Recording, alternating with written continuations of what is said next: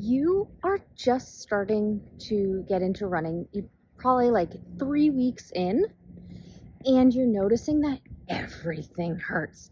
Your ankles hurt, your hips hurt, your knees hurt, maybe your back hurts. Everything hurts. If that's the case, look at how much running you just started to do. So I got asked this question on Facebook. Somebody said, what shoes should I get? That's a typical question. What shoes should I be using so that this doesn't happen? So that nothing hurts or not everything hurts. And I said, look at what you're doing for training.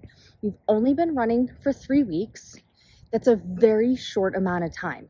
So the amount of running you're doing should be very short. And so she went on to say that she runs 30 minutes every day, so 7 days a week.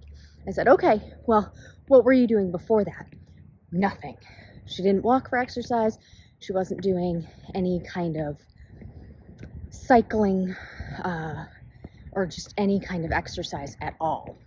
So I asked her to look at how much she'd been training. So she was doing 30 minutes daily, so 7 days a week. And so I asked her, what were you doing before? And she said, nothing. She wasn't walking, she wasn't cycling. She went from doing absolutely nothing to running 30 minutes a day. So 30 minutes a day, I know it's only 30 minutes out of a 24-hour period. It's a lot to go from doing absolutely nothing to 30 minutes a day.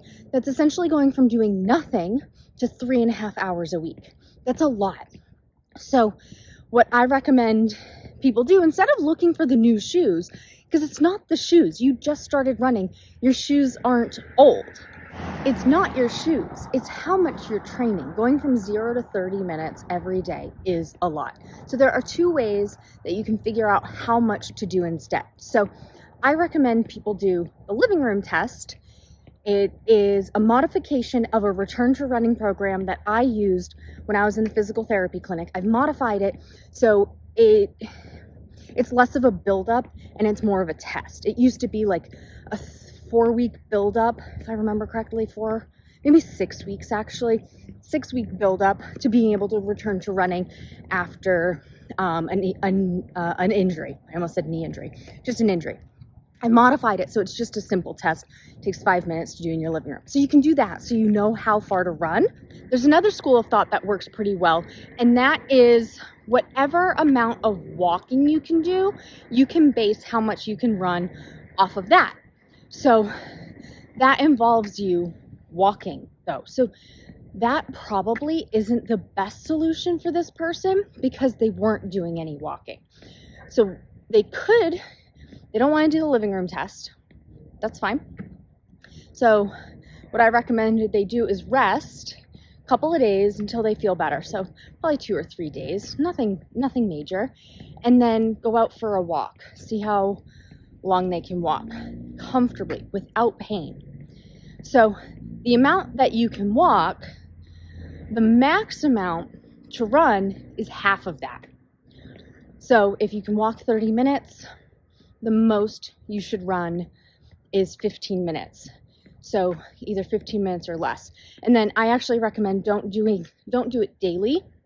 If you want to exercise daily so that you get in the rhythm, get in the habit, I totally get that, to switch off. So you run one day, walk one day.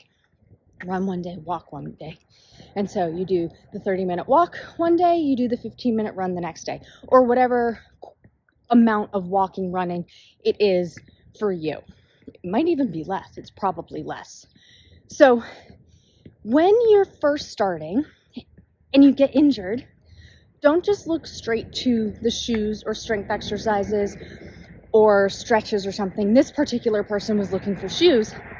Don't look for those things. Look at the training. Most of the time, almost 100% of the time, it's going to be that you went too far, too soon. So take a peek at the training, modify that, and you should feel good.